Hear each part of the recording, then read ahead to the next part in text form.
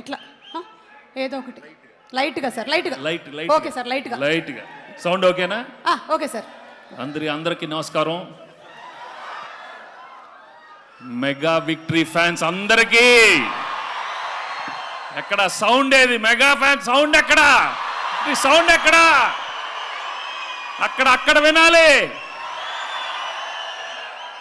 మీ ఇంటి దగ్గర వినాలి, మీ అమ్మ వినాలి, నాన్నగారు వినాలి, మీ అక్క, చెల్లి, అన్న, తాత, నాయనమ్మ, అమ్మమ్మ అందరూ ఫ్యామిలీ ఆడియన్స్ అంటే వాళ్ళే అమ్మా.